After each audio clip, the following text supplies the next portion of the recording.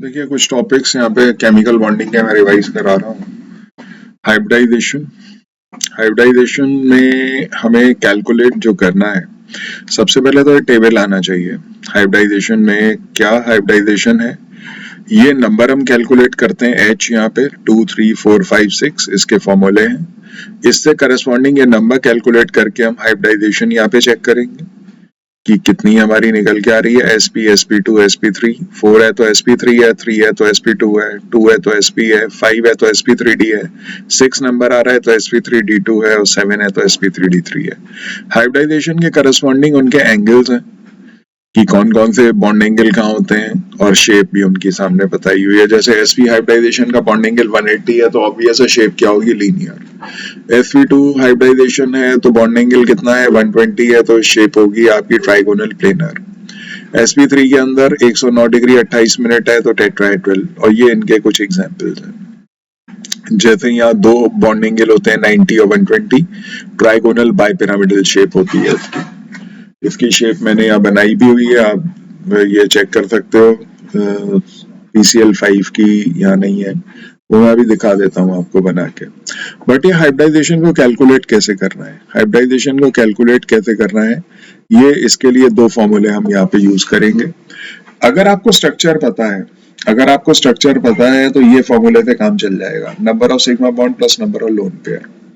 और अगर आपको स्ट्रक्चर नहीं पता है तो आपको ये वाला फॉर्मूला यूज करना पड़ेगा। तो यहाँ पे हम ये वाला फॉर्मूले के नीचे इधर लिख लेते हैं, if structure is known,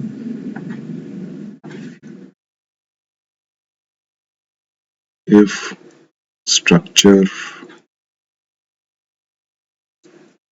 is known. और ये फॉर्मूला तब यूज करना है if structure is not known, if structure of compound is not known. Structure of compound not known.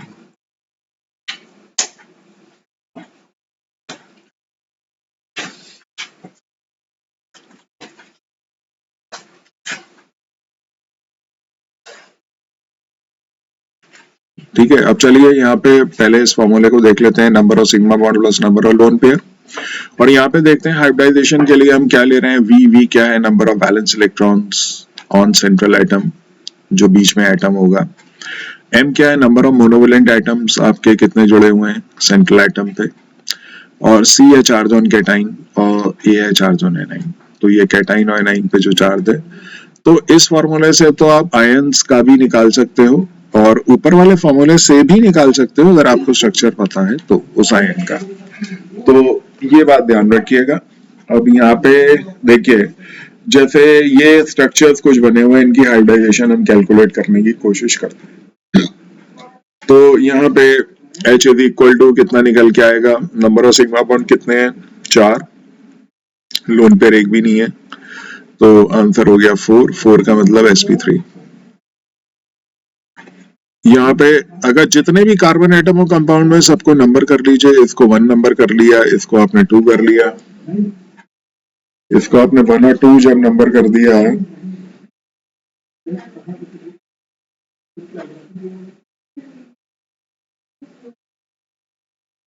Just a moment.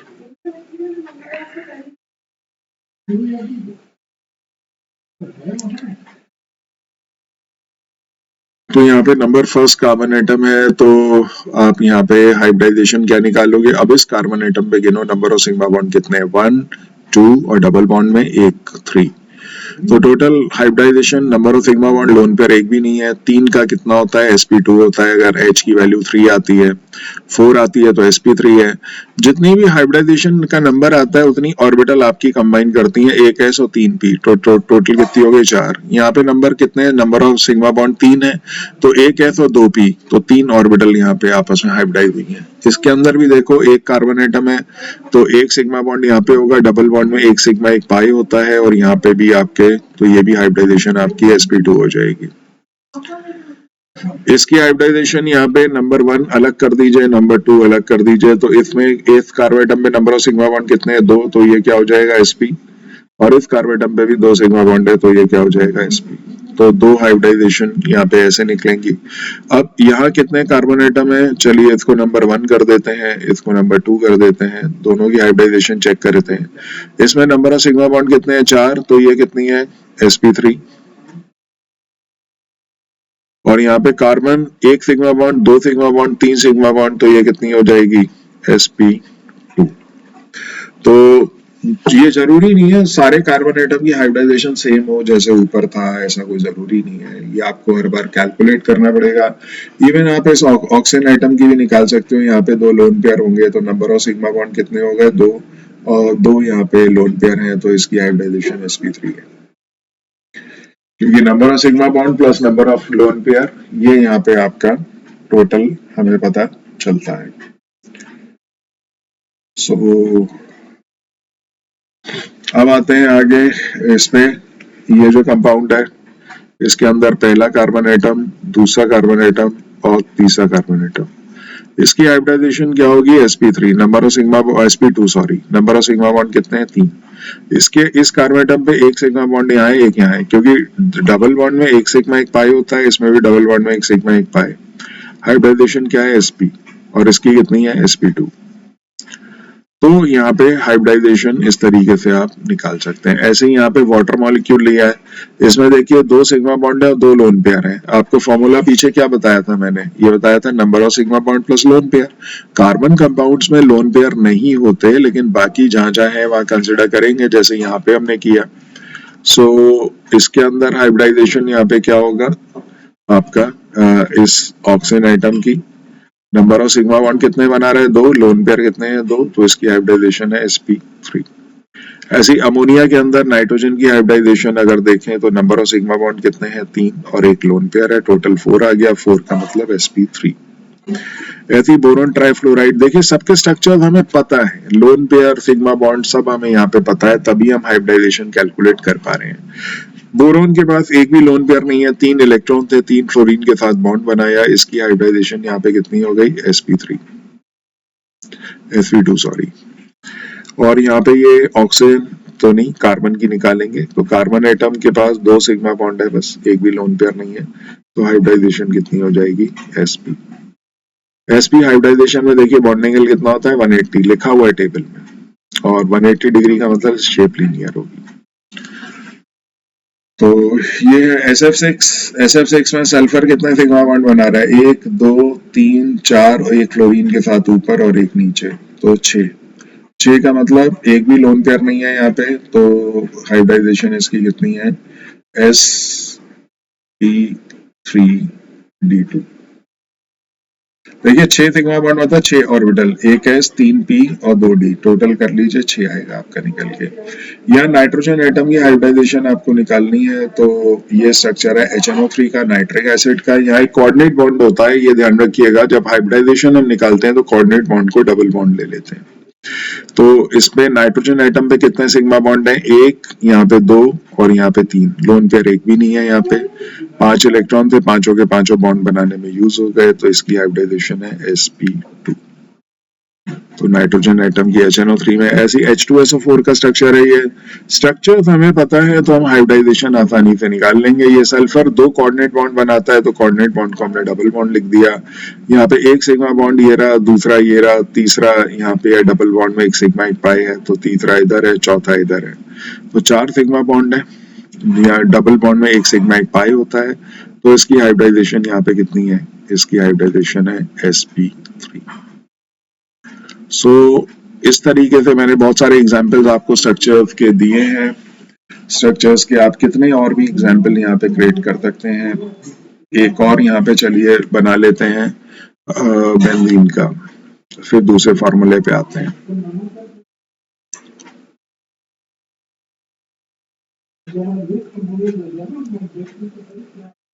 इसको आपने यहाँ पे कार्बन एटम यहाँ लगाए, इधर कार्बन है, इधर कार्बन है, इधर कार्बन है, इधर कार्बन है, इधर कार्बन है, 6 कार्बन एटम है, हर कार्बन एटम पे एक एक हाइड्रोजन भी है, वो भी यहाँ बनाना पड़ेगा। देखिए स्ट्रक्चर कभी भी ऐसे मत बनाइएगा कि आप स्ट्रक्चर्स को सिर्फ ये मान के चलें कि यहाँ पे बेंजीन रिंग का ये भी स्ट्रक्चर होता है कि यहाँ पे आपका 3 डबल बॉन्ड है, 3 डबल बॉन्ड ऐसे करके रिप्रेजेंट कर दिया। अब इसमें क्या होगा, आप सिर्फ कार्बन कार्बन को ही कंसिडर कर पाएंगे, कार्बन हाइड्रोजन कई बार ध्यान में नहीं होता। तो पूरा स्ट्रक्चर बनाइए बेंजीन का, हाइड्रोजन भी दिखाइए, और यहाँ पे क्या होगा, ये एक डबल बॉन्ड, ये दूसरा डबल बॉन्ड और ये तीसरा डबल बॉन्ड। तो आप चेक कर सकते हो यहाँ पे कार्बन एटम, एक कार्बन एटम, चलिए इसको नंबर 1 दे देते हैं, इसको नंबर 2 बोल देते हैं, ये नंबर 3 हो गया आपका, ये नंबर 4 हो गया, ये नंबर 5 हो गया और ये नंबर 6 हो गया। आप किसी भी कार्बन एटम को चेक कर लीजिए, एक कार्बन एटम में नंबर ऑफ सिग्मा बॉन्ड कितने हैं, 3। देखिए डबल बॉन्ड में एक सिग्मा बॉन्ड होगा, एक सिग्मा बॉन्ड इधर हो गया कार्बन के साथ, छठे कार्बन को मैं देख रहा हूँ, और एक हाइड्रोजन के साथ है, एक हाइड्रोजन के साथ है, तो ये कितने सिग्मा बॉन्ड हो गए, 3। तो 3 सिग्मा बॉन्ड की हाइब्रिडाइजेशन sp2 है। आप किसी भी कार्बन एटम की हाइब्रिडाइजेशन निकाल लीजिए, फर्स्ट की निकाल लीजिए, ये हमेशा आपकी कितनी निकल के आएगी, sp2।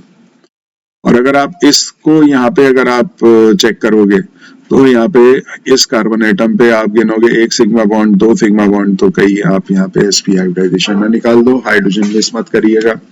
तो मैंने बेंजीन का भी यहाँ पे आपको स्ट्रक्चर अगर पता है तो आप कार्बन कंपाउंड्स के स्ट्रक्चर्स में ज्यादातर यही फॉर्मूला चलता है। चलिए हमने पीछे water, ammonia, boron trifluoride, sulphate का यहाँ पे अलग है, 3 का तो हमें पता है ना, हाइब्रिडाइजेशन हम इस फॉर्मूले से निकालते हैं।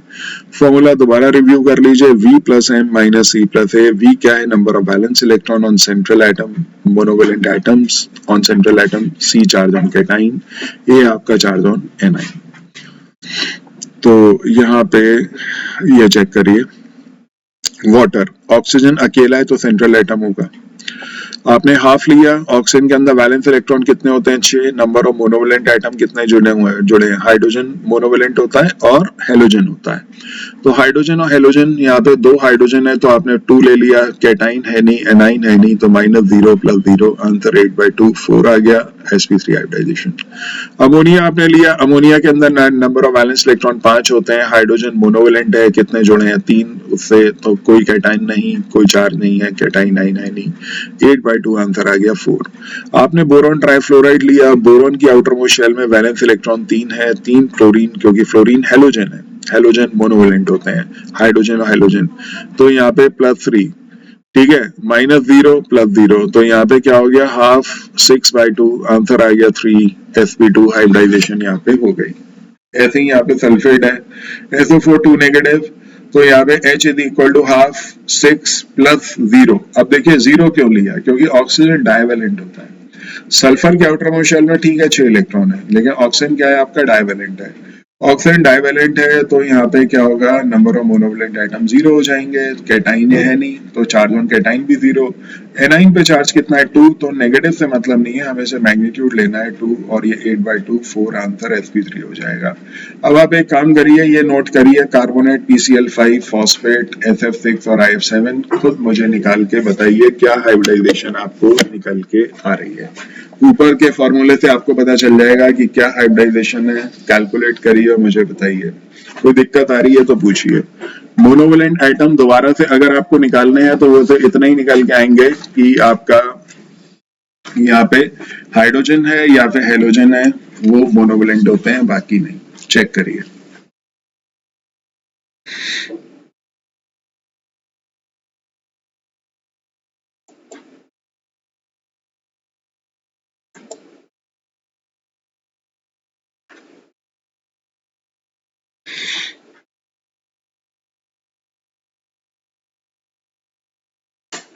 कार्बोनेट की निकालिए, PCl5, फॉस्फेट, SF6 और IF7।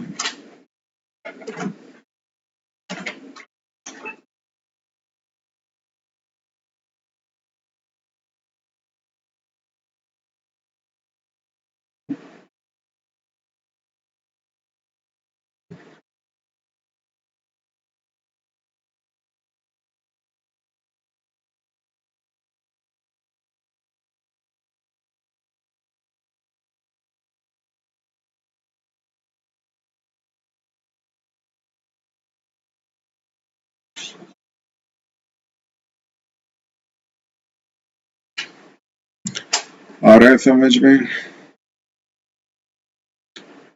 चेक करो और बताओ बेटा।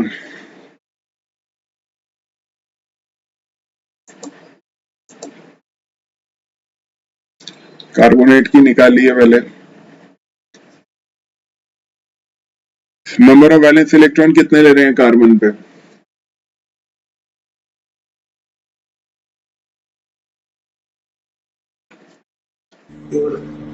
4। नंबर ऑफ मोनोवैलेंट आइटम कितने हैं? 0। चलिए यहाँ लिखते जाते हैं।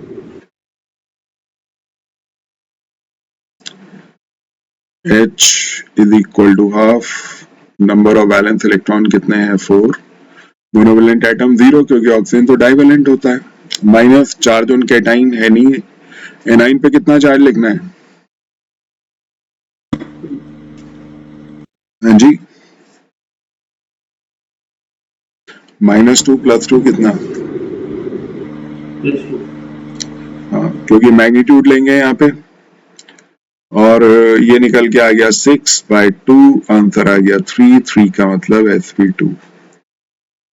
अब ऐसे PCl5 फॉस्फेट की अगर आप हाइब्रिडाइजेशन निकाल चुके हैं बताइए। ये PCl5 की तो आप निकाल ही लोगे। बताइए H is equal to half, number of valence electron कितने लिखने हैं? फिगर बोलते हैं 5 प्लस मोनोवैलेंट आइटम 5 माइनस ये क्या होगा? चार्ज ऑन कैटाइन 0 और प्लस 0 क्योंकि एनाइन भी नहीं है। आंसर हो गया 10/2। 10/2 का मतलब 5 का मतलब हाइब्रिडाइजेशन होती है sp3d। अब देखिए जितना नंबर होगा ना उतनी ऑर्बिटल होंगी, एक s 3p4 और एक d 5। ऐसी फॉस्फेट में बताइए, फॉस्फेट में is equal to half, number of valence electron कितने हो गए? 5। फॉस्फेट। अब ऑक्सीजन में कितने होंगे? ऑक्सीजन मोनोवैलेंट तो है नहीं, 0 लेंगे। चार्ज 0 और प्लस 3। आंसर कितना आ गया हमारा? 8/2 4 का मतलब sp3 हाइब्रिडाइजेशन।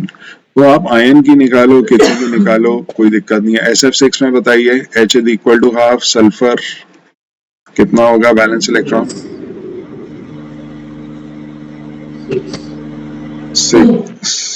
6 लेंगे। 6 plus number of monovalent item कितने हैं? 6। हाइड्रोजन, क्योंकि हाइड्रोजन और हेलोजन मोनोवैलेंट होते हैं, ध्यान रखो। ये हेलोजन है तो हेलोजन की वैलेंसी भी 1 होती है, मोनोवैलेंट होता है। कोई कैटाइन नहीं है, कोई एनाइन नहीं है यहाँ पे। Is equal to answer 12/2। Answer 6 के लिए लिखा जाएगा sp3d2। हर हाइब्रिडाइजेशन का एक एक एग्जाम्पल मैंने लिखा है यहाँ पे। IF7 में बताइए H is equal to half, iodine में कितने वैलेंस इलेक्ट्रॉन है?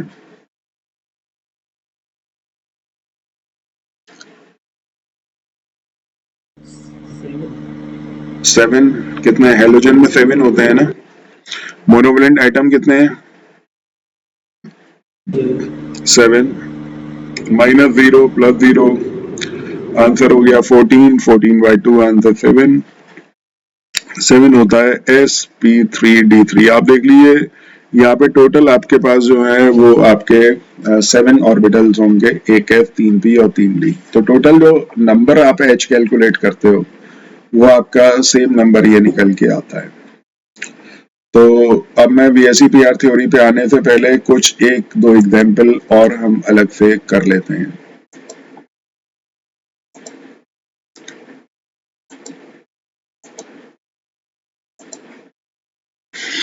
जैसे मुझे हाइब्रिडाइजेशन बताइए इसकी, XeF4 और Xenon OF2। जब हमें फॉर्मूले आते हैं तो ये कॉम्पिटिशन में भी आए हुए, तो उससे क्या मतलब है? हमें तो आने चाहिए। बताइए H is equal to, formula वही लगेगा, H is equal to half. अब बताइए नंबर ऑफ वैलेंस इलेक्ट्रॉन कितने हैं?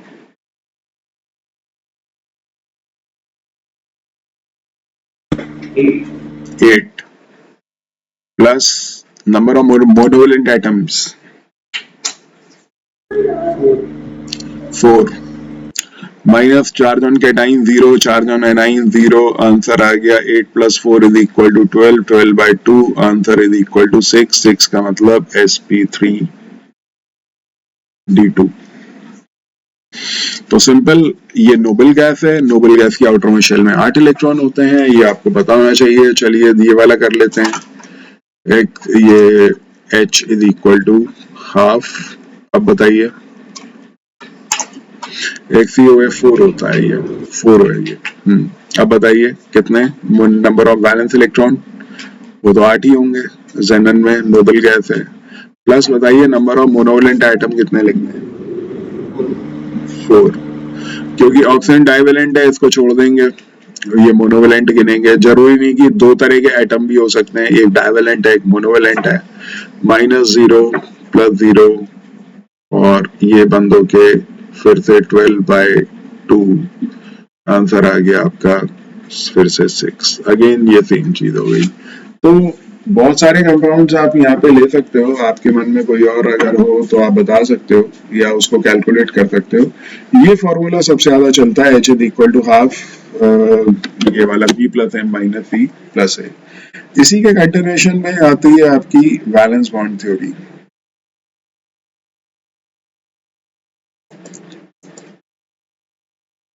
देखिए VSEPR थ्योरी है, valence shell electron pair repulsion theory. आपने जो हाइब्रिडाइजेशन में टेबल में जो शेप पढ़ी है, ये वाली, ये शेप वो है जहां पे से बॉन्ड पे रिपल्शन होता है। यहाँ पे हम लोन पेयर मान के ही नहीं चलते। लोन पेयर क्या होते हैं? लोन पेयर वो इलेक्ट्रॉन होते हैं जो वैलेंस शेल के बॉन्डिंग में पार्टिसिपेट नहीं करते। तो वैलेंस शेल के वो इलेक्ट्रॉन जो बॉन्डिंग में पार्टिसिपेट नहीं करते उसको आप बॉन्ड पेयर कहते हैं, मतलब लोन पेयर कहते हैं। और यहाँ पे जो हम ये शेप और एंगल जो आपको बता रहे हैं ना, इसमें से एक ही तरह का रिपल्शन होता है इन मॉलिक्यूल्स में, बॉन्ड पेयर। तो जब भी आप हाइब्रिडाइजेशन की शेप और ये पढ़ते हैं तो यहाँ पे इसी तरह के रिपल्शंस को यहाँ पे हम कंसिडर करते हैं। यहाँ पे हम मान के ही नहीं चलता कि लोन पेयर है। अगर मॉलिक्यूल में लोन पेयर है, आपको कभी भी ये एंगल और कभी भी ये शेप नहीं मिलने वाली, भले ही हाइब्रिडाइजेशन मैच हो जाएगी। जैसे आपको एक बताता हूँ, यहाँ पे हमने अमोनिया का निकाला, अमोनिया में क्या है? लोन पेयर है, sp3 हाइब्रिडाइजेशन है इसकी 100%। ये लोन पेयर है, वैलेंस शेल में 5 इलेक्ट्रॉन होते हैं, 2 पार्टिसिपेट नहीं करते बॉन्डिंग में। ऑक्सीजन की आउटर मोस्ट शेल में कितने होते हैं? 6 होते हैं, जिनमें से 2 पार्टिसिपेट करते हैं बॉन्डिंग में और 2 लोन पेयर यहाँ पे पड़े हुए हैं। हाइब्रिडाइजेशन इसकी भी sp3 है, लेकिन ये बैंड शेप्ड है और ये पिरामिडल स्ट्रक्चर होता है। तो पिरामिडल स्ट्रक्चर और ये है, जबकि आप देखो यहाँ पे शेप क्या लिखी हुई है, sp3 की टेट्राहेड्रल नहीं होती। टेट्राहेड्रल किसकी शेप आपको मिलेगी? आपको मिलेगी मीथेन की। मीथेन में देखिए टेट्राहेड्रल शेप है, 4 यहाँ पे भी इसकी हाइब्रिडाइजेशन sp3 है, लेकिन एक भी लोन पेयर नहीं है। तो यहाँ पे लोन पेयर आने की वजह से ऐसा क्या हो जाता है, ये हमें यहाँ पे समझना है। तो लोन पेयर आने की वजह से वैलेंस शेल में जो इलेक्ट्रॉन पेयर होते हैं, कितने तरह के इलेक्ट्रॉन पेयर होंगे? 2 तरीके के होंगे। आप देखिए, एक तो बॉन्डिंग वाले होंगे, वैलेंस शेल में जो बॉन्ड बना रहे हैं उन्हें कहते हैं बॉन्ड पेयर, BP जो बॉन्ड पेयर लिखा है यहाँ पे, ये वाला रिपल्शन। और जो बॉन्डिंग में पार्टिसिपेट नहीं करते उसको कहते हैं लोन पेयर। तो यहाँ 3 तरह के रिपल्शन होते हैं, एक तो बॉन्ड पेयर और बॉन्ड पेयर के बीच में, एक होता है बॉन्ड पेयर और लोन पेयर और बॉन्ड पेयर के बीच में, और एक होता है बॉन्ड पेयर भी रिपल्शन है, लोन पेयर और बॉन्ड पेयर भी रिपल्शन है, और लोन पेयर के बीच में भी रिपल्शन है। सबसे तेज रिपल्शन किसके बीच में होता है? लोन पेयर और लोन पेयर के बीच में। उसके बाद आता है लोन पेयर और बॉन्ड पेयर के बीच में, और सबसे कम रिपल्शन होता है बॉन्ड पेयर। तो जो हाइब्रिडाइजेशन में शेप और बॉन्ड एंगल आप देख रहे हो ना, वो इसको कंसिडर करके बनाए जाते हैं। अगर ये रिपल्शंस बढ़ गए आपके, तो वहां पे क्या होगा? इनके अंदर शेप बदल जाएगी। ये चेक करते हैं, यहाँ पे 3 एग्जाम्पल लिए हमने, एक मीथेन लिया है, एक अमोनिया लिया है और एक वाटर लिया है। तो यहाँ पे मीथेन, अमोनिया, वाटर के अंदर यहाँ पे शेप अगर हम चेक करें तो अमोनिया की टेट्राहेड्रल होती है, इसकी ट्राइगोनल पिरामिडल होती है, और इसकी वी शेप या बैंड शेप होती है। भाई शेप क्यों बदली? क्योंकि बॉन्ड एंगल बदल गए। बॉन्ड एंगल टेट्राहेड्रल में वैसे तो हाइब्रिडाइजेशन sp3 का ये बॉन्ड एंगल होता है। देखो तीनों की हाइब्रिडाइजेशन sp3 है। आप फॉर्मूला लगा लीजिए, नंबर ऑफ सिग्मा बॉन्ड यहाँ पे 4 हैं, सिग्मा बॉन्ड 3 है, एक लोन पेयर है तो 4 हो गया, 2 सिग्मा बॉन्ड और 2 लोन पेयर तो 4 हो गया। तो हाइब्रिडाइजेशन सबकी sp3 है, लेकिन यहाँ बॉन्ड एंगल्स बदल रहे हैं। बॉन्ड एंगल बदलने की वजह से शेप बदल रही है। तो जरूरी नहीं कि हाइब्रिडाइजेशन अगर सेम है तो बॉन्ड एंगल्स भी आपके सेम रहेंगे और शेप भी आपकी सेम निकल के आएगी।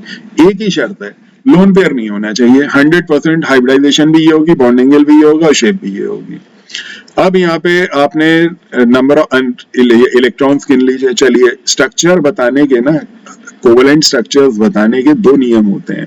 एक तो आप हाइब्रिडाइजेशन से बता देते हो जो आपने टेबल में पीछे पढ़ा, और दूसरा यहाँ पे एक तरीका और होता है कि अगर इलेक्ट्रॉन्स आपके आइसो इलेक्ट्रॉनिक स्पीशीज हैं तो उनके स्ट्रक्चर सेम होने की कुछ एग्जाम्पल ऐसे भी होते हैं। तो हमने इलेक्ट्रॉन भी गिन लिए, इलेक्ट्रॉन भी सबके 10 आ रहे हैं। कैसे?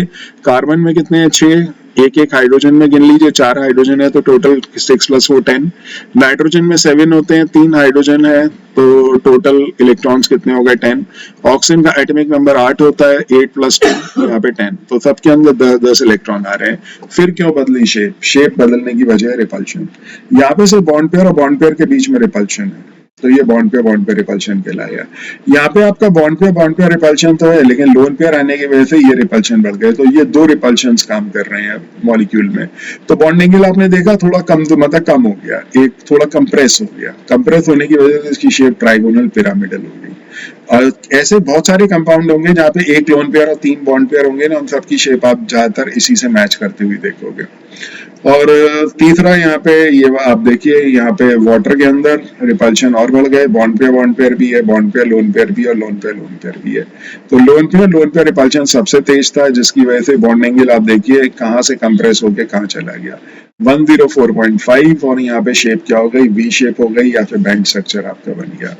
इसके एक एक और एग्जाम्पल हम दें तो मीथेन का आप सारे H हटा के Cl लगा दीजिए तो ये टेट्राहेड्रल ही रहेगा।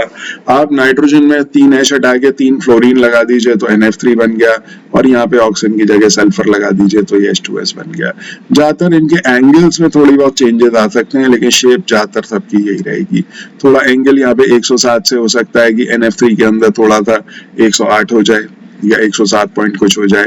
यहाँ पे H2S के अंदर थोड़ा बॉन्ड एंगल और बदल सकता है, ठीक है, 98 के आसपास हो सकता है, बट शेप फिर से वही होगी, वी शेप या बैंड स्ट्रक्चर। तो ये हाइब्रिडाइजेशन की यहाँ पे वो है।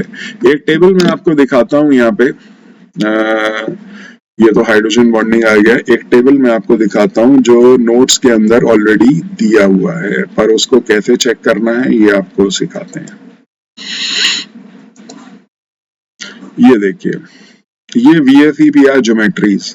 हालांकि ये टेबल बहुत ज्यादा कंपटीशन में आपके काम में आएगा, स्कूल्स में नहीं पूछ सकते इतने, मतलब इस लेवल के पूछ भी लें तो आपको आना चाहिए। देखिए यहाँ सिंपल सी बात है, हाइब्रिडाइजेशन का जो जीरो लोन पेयर की आप जो ज्योमेट्री देखोगे ना, ये वही है जो हाइब्रिडाइजेशन में आपने पढ़ी।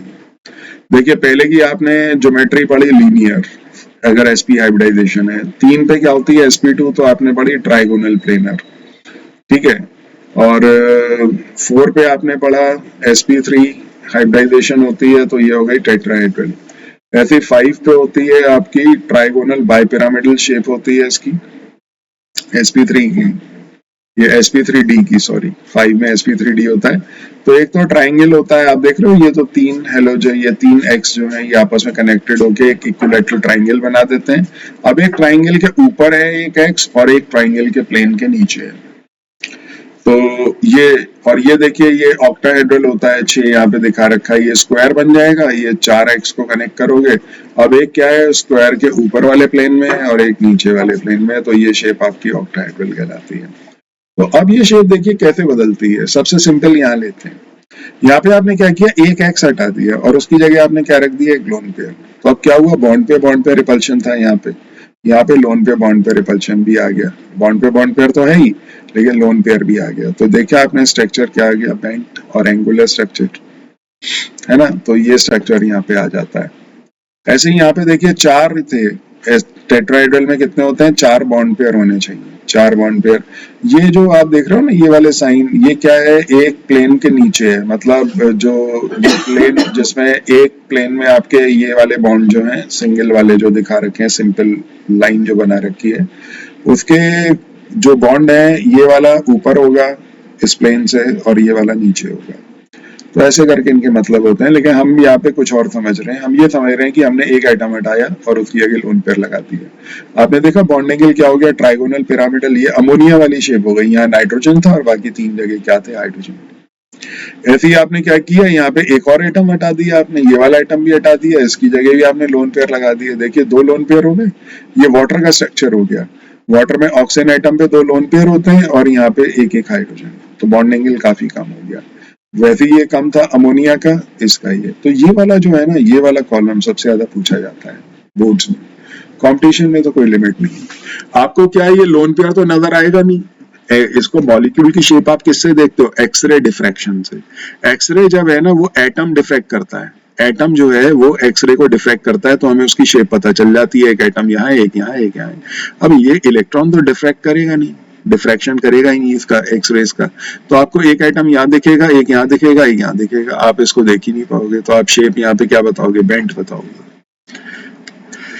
तो ये यहाँ पे थोड़ा सा ये है। अब देखिए यहाँ पे जैसे ये है, ये ट्राइगोनल पिरामिडल है। मैंने बताया यहाँ पे क्या होता है, ये एक ट्राइंगल बनता है। ट्राइंगल के ऊपर एक एटम है प्लेन के, और एक प्लेन के नीचे। अगर आप इन 3 पॉइंट्स को इंटरकनेक्ट करोगे ना, तो एक पिरामिड बन जाएगा ऊपर ट्राइंगल के, और एक ऐसी नीचे बन जाएगा। तो इसीलिए ट्राइगोनल बाई पिरामिडल, एक पिरामिड ऊपर है, एक नीचे। आपने क्या किया, ये एटम ही हटा दिया। अब यहाँ पे क्या हुआ, डिफ्रैक्शन से ये 4 एटम कर रहे हैं। तो आप उसकी शेप जो देखोगे वो क्या देखोगे, आप इसको बोलोगे सॉ हॉर्स या सीसॉ। सीसॉ होता है ना ये फलक्रम, एक यहाँ बैठ जाता है, एक इधर बैठ के वो झूला जो है, तो आपको सीसॉ शेप दिखाई देगी। तो ये दिखाएगा ही, ये दिखेगा ही नहीं एटम। ऐसे ही यहाँ पे आपने क्या किया, ये 2 एटम हटा दिए और ये वाले एटम को रहने दिया, तो आपको ये क्या दिखेगा, टी शेप दिखेगा, क्योंकि ये 2 एटम नजर ही नहीं आएंगे यहाँ पे। लोन पेयर इलेक्ट्रॉन डिफ्रैक्ट ही नहीं करता। तो ये कुछ शेप्स हैं जो आपको कंपटीशन में आ सकती हैं। बट अभी फिलहाल के लिए आपको जो मैंने 3 यहाँ पे एग्जाम्पल बताए हैं, वो आपके सबसे ज्यादा पूछे जाने वाले हैं। तो वो 3 एग्जाम्पल आपके। अब आता है हाइड्रोजन बॉन्ड। हाइड्रोजन बॉन्डिंग क्या चीज है, हाइड्रोजन बॉन्डिंग समझते हैं यहाँ पे।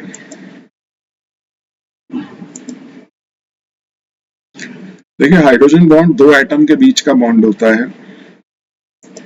और ये जो बॉन्ड है आपका, मैं आपको दिखाता हूँ यहाँ पे।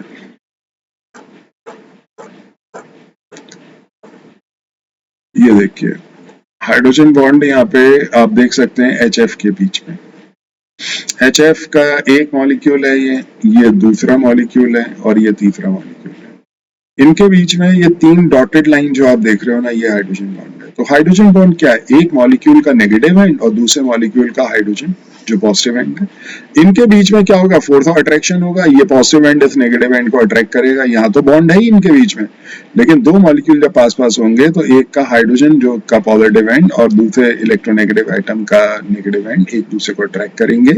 और ये जो फोर्स ऑफ अट्रैक्शन है, ये एक तरह का फिजिकल बॉन्ड होता है। केमिकल बॉन्ड तो आपने 3 पढ़े हैं, आयनिक, कोवलेंट, कोऑर्डिनेट, लेकिन ये फिजिकल बॉन्ड्स हैं। फिजिकल बॉन्ड हमारे कोर्स में कौन से हैं, हाइड्रोजन बॉन्डिंग है, मेटलिक बॉन्डिंग है, वैन डर वाल्स बॉन्ड है। तो हाइड्रोजन बॉन्डिंग यहाँ पढ़ रहे हैं कि फ्लोरीन और हाइड्रोजन के बीच में जो फोर्स ऑफ अट्रैक्शन आपका होता है, this is called as what, hydrogen bond. तो हाइड्रोजन बॉन्ड कौन कौन बना सकता है, पहले तो हमें ये सीखना है यहाँ पे। तो हाइड्रोजन बॉन्ड सिर्फ हाइड्रोजन जब बॉन्ड होगा 3 एटम से। वो कौन से 3 एटम है, वो है आपके हाइड्रोजन, देखिए ऑक्सीजन से जुड़ा हुआ है, आपने देखा फ्लोरीन से जुड़ा हुआ है तो पढ़ लिया। हाइड्रोजन ऑक्सीजन से जब जुड़ेगा तो बनाएगा हाइड्रोजन बॉन्ड।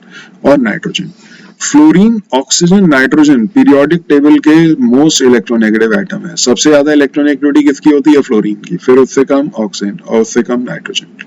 क्योंकि जैसे जैसे डाउन द ग्रुप हम चलते हैं, इलेक्ट्रोनेगेटिविटी डिक्रीज होती है, क्योंकि साइज इंक्रीज होता है। तो सेकंड पीरियड के एलिमेंट सबसे छोटे हुए, हाइड्रोजन, हीलियम तो छोड़ ही दो, एक्सेप्शन हो गए वो तो। फर्स्ट पीरियड में एक नोबल गैस है, एक हाइड्रोजन है। तो ये मोर इलेक्ट्रोनेगेटिव एटम कहाँ मिलते हैं, सेकंड पीरियड में। सेकंड पीरियड में भी अक्रॉस सीरीज जब चलते हैं, मतलब पीरियड में, तो लेफ्ट टू राइट जब चलते हैं, तो राइट हैंड साइड पे आपके ये एलिमेंट प्लेस हैं। तो फ्लोरीन, ऑक्सीजन, नाइट्रोजन से जब हाइड्रोजन डायरेक्टली बॉन्ड होगा, तभी ये यहाँ पे क्या बनाएगा, हाइड्रोजन बॉन्ड। तो हाइड्रोजन बॉन्ड क्या है, हाइड्रोजन बॉन्ड एक फोर्स ऑफ अट्रैक्शन है, जो हाइड्रोजन एटम एक मॉलिक्यूल का और इलेक्ट्रोनेगेटिव एटम दूसरे मॉलिक्यूल का, भले ही वो सेम हो या डिफरेंट सब्सटेंस हो, उनके बीच में हाइड्रोजन बॉन्ड बनता है। यहाँ तो हमने दो HF के मॉलिक्यूल के बीच में लिया, ऐसा नहीं है, आप HF और कोई दूसरा एटम भी ले सकते हो। आपने यहाँ पे सपोज लिया, एक HF लिया, एक पानी लिया, तो इनके बीच में ही बन सकता है, क्योंकि नेगेटिव एंड किसका होगा, फ्लोरीन, और यहाँ पॉजिटिव एंड हाइड्रोजन, ये आपस में अट्रैक्ट कर सकते हैं। ऐसे ही वाटर और अमोनिया के बीच में बन सकता है। आपने वाटर में हाइड्रोजन ले लिया और नेगेटिव एंड यहाँ पे नाइट्रोजन ले लिया, तो इनके बीच में हाइड्रोजन बॉन्ड बनता है। तो जरूरी नहीं कि सेम मॉलिक्यूल्स के बीच में ही बनेगा, डिसिमिलर अलग अलग मॉलिक्यूल्स के बीच में भी बन सकता है। यही तो वजह है कि ammonia gas is highly soluble in water, आपने फाउंटेन एक्सपेरिमेंट में पढ़ा होगा। तो दो कंडीशन याद रखिए कि हाइड्रोजन बॉन्ड बनाने की क्या है। The molecule must have highly electronegative atom link to hydrogen, directly link to hydrogen. ऐसा नहीं कि वहां प्रेजेंट है मॉलिक्यूल में, नहीं, हाइड्रोजन डायरेक्टली बॉन्डेड होना चाहिए। दूसरा, इलेक्ट्रोनेगेटिव एटम का स्मॉल साइज, और स्मॉल साइज मैंने 3 एटम बताए हैं, फ्लोरीन, ऑक्सीजन और नाइट्रोजन, जिनसे ये आपका बनता है। चलिए, स्ट्रेंथ ऑफ हाइड्रोजन बॉन्ड और बॉइलिंग पॉइंट ये तो हमारे पास स्लाइड्स में मौजूद हैं, उसको हम देख लेते हैं। कंडीशन भी हमने यहाँ पे डिस्कस कर ली। ऑर्डर ऑफ स्ट्रेंथ क्या है, HF डायरेक्टली ये सबसे ज्यादा तेज बनाएगा। देखिए, स्ट्रेंथ ऑफ हाइड्रोजन बॉन्ड किस बात पे डिपेंडेंट है, इलेक्ट्रोनेगेटिविटी पे, ठीक है। तो यहाँ ये बात लिख सकते हैं हम कि strength of hydrogen bond directly proportional to electronegativity. Strength of hydrogen bond directly proportional to electronegativity.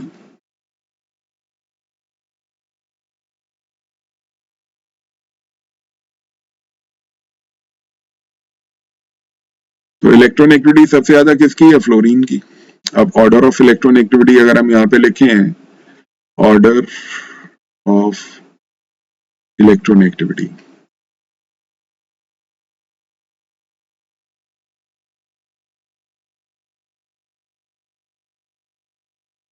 ये क्या है, फ्लोरीन ज्यादा इलेक्ट्रोनेगेटिव है किससे, ऑक्सीजन से, ऑक्सीजन ज्यादा इलेक्ट्रोनेगेटिव है नाइट्रोजन से।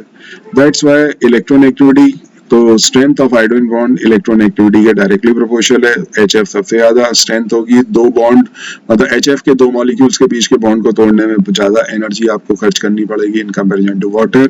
यहाँ 10 किलो कैलोरी होता है पर मोल, यहाँ पे 7 किलो कैलोरी पर मोल है, और यहाँ पे 2। तो आप देख सकते हैं एनर्जी जो चाहिए एक बॉन्ड को तोड़ने को पर मोल, वो आपकी इतनी है। ऑर्डर ऑफ बॉइलिंग पॉइंट, अब आप कहोगे स्ट्रेंथ जब इसकी सबसे ज्यादा है तो बॉइलिंग पॉइंट इसी का ज्यादा होना चाहिए, नहीं, यहाँ पानी का ज्यादा है।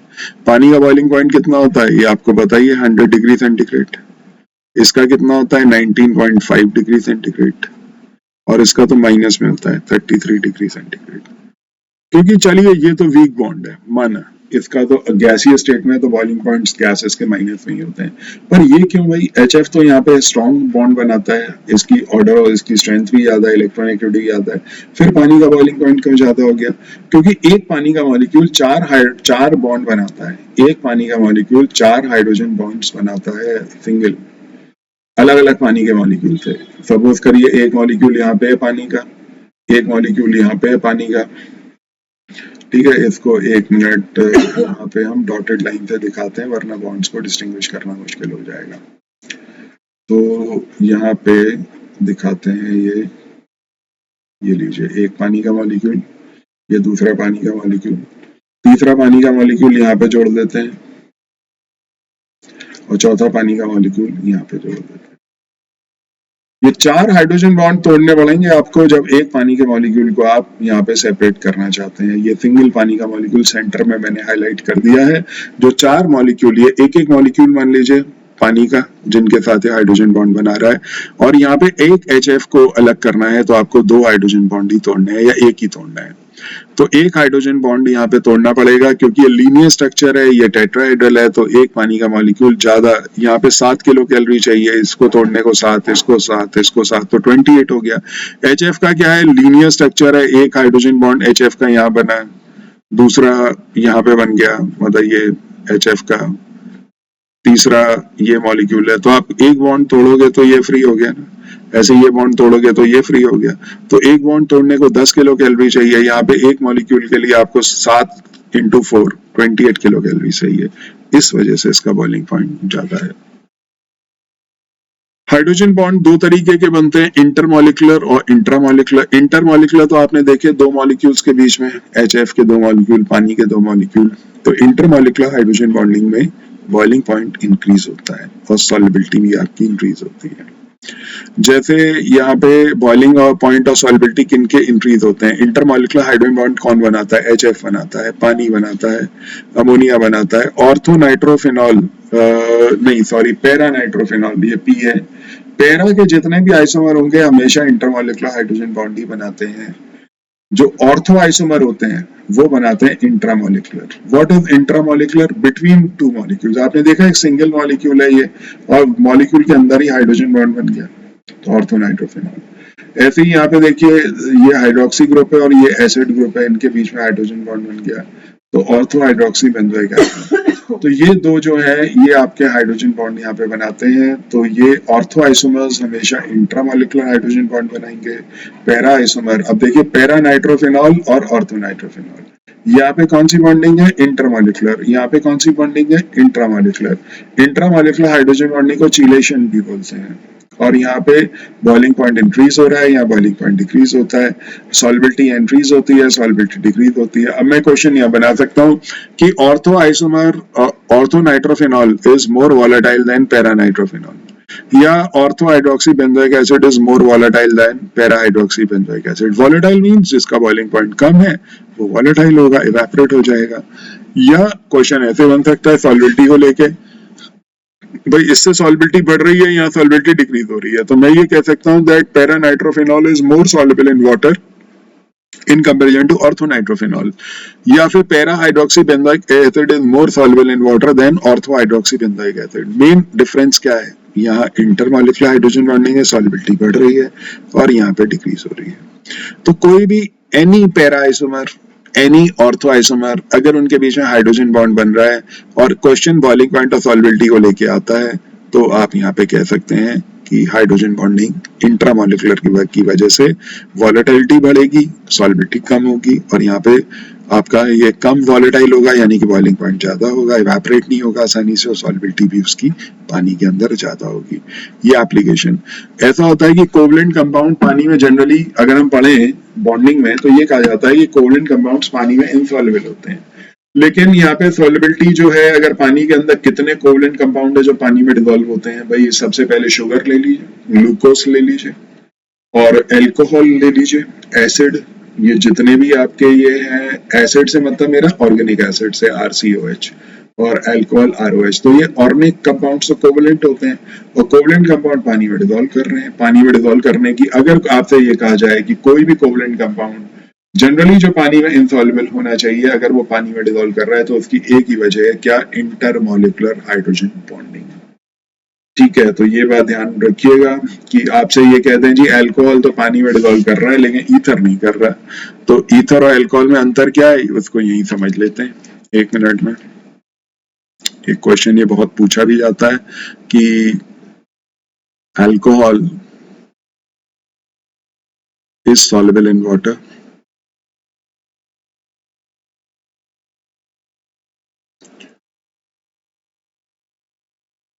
while ether is not. Ether क्या होता है, ROR। अगर आप पानी लिखते हो ना तो HOH लिखते हो, यहाँ पे भी H, यहाँ पे भी H, तो HOH पानी होता है, उसकी जगह आप एल्काइल ग्रुप लगा दो।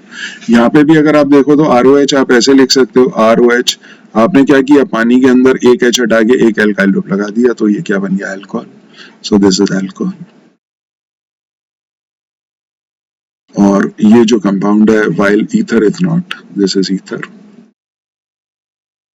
ether is not। चलिए इनका स्ट्रक्चर बना लेते हैं। सबसे फेमिलियर हमारे पास इथाइल अल्कोहल होता है, तो मैंने कार्बन ली और यहाँ पे OH लगा दिया, और यहाँ पे 1 2 3 4 5, तो यहाँ हाइड्रोजन हाइड्रोजन हाइड्रोजन हाइड्रोजन और हाइड्रोजन, तो यहाँ पे ये अल्कोहल बन गया। आपने देखा हाइड्रोजन यहाँ पे डायरेक्टली जुड़ा हुआ है ऑक्सीजन से, इसीलिए हाइड्रोजन बॉन्ड यहाँ बन रहा है। हाइड्रोजन बॉन्ड की कंडीशन ही यही है कि hydrogen should be directly bonded, sorry ये पॉजिटिव होगा और ये नेगेटिव होगा। Hydrogen should be directly bonded to oxygen atom. But यहाँ पे ईथर का स्ट्रक्चर आप बनाओ तो ईथर के स्ट्रक्चर में क्या है, कार्बन बॉन्डेड है ऑक्सीजन से, लेकिन हाइड्रोजन कहाँ प्रेजेंट है, कार्बन पे। तो ये तो हाइड्रोजन बॉन्ड बना नहीं पाएगा। माना कि हाइड्रोजन ऑक्सीजन दोनों है, आप यहाँ पे आप देख सकते हो कि no hydrogen bond is possible. इसका बॉइलिंग पॉइंट पता है कितना होता है, ईथर का बॉइलिंग पॉइंट होता है 35 डिग्री सेंटीग्रेड, और इसका बॉइलिंग पॉइंट इथाइल अल्कोहल का अगर आप देखोगे किताबों में तो वो दिया है 78 डिग्री सेंटीग्रेड।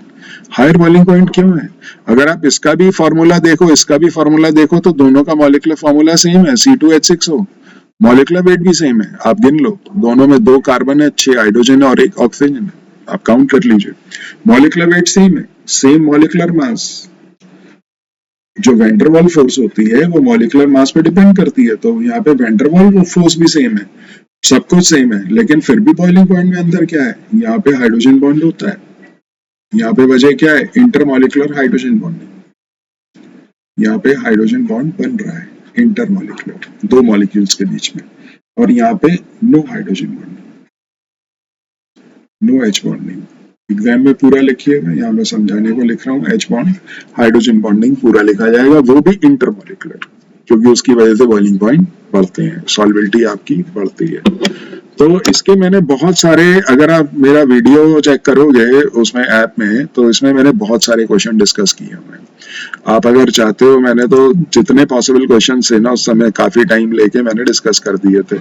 तो अगर आप चाहते हो कि इसको सबको सुनना चाहिए आपको, वरना मेन बातें तो देखिए मैंने बता दी हैं। आप यहाँ पे सारे कॉन्सिक्वेंसेज ऑफ हाइड्रोजन बॉन्डिंग मैंने बहुत कुछ डिस्कस किया हुआ है, बहुत कुछ। आप चाहें तो इसे बड़े इत्मीनान से सुनिए, तो आपका कोई भी क्वेश्चन यहाँ पे नहीं रुकेगा किसी भी तरीके का हाइड्रोजन बॉन्डिंग पे। तो मैंने आज फिनिश किया है हाइब्रिडाइजेशन, मैंने फिनिश किया है बैलेंस VSEPR थ्योरी, और तीसरी चीज जो मैंने यहाँ पे फिनिश की है वो है आपकी हाइड्रोजन बॉन्डिंग। कल मैं जो लूंगा वो लूंगा molecular orbital theory, dipole moment, Fajan rules. तो ऑलमोस्ट ये मान लीजिए केमिकल बॉन्डिंग का 70-80% आपका खत्म हो जाएगा। शुरू के जो बॉन्ड्स हैं आयनिक, कोवलेंट, कोऑर्डिनेट, वो आप उससे वाकिफ भी हैं तो आप उसके लेक्चर्स सुन सकते हैं। मैं कुछ इंपॉर्टेंट पॉइंट्स ही वहां पे डिस्कस करूंगा आपके साथ, जिस पे क्वेश्चन पूछे जाते हैं। बट एक बार अगर आपने नहीं सुना है ये चैप्टर तो आपको सुनना चाहिए, ठीक है। तो कल सेम डे सेम टाइम पे क्लास होगी, यही 4:10 से और 5 बजे तक।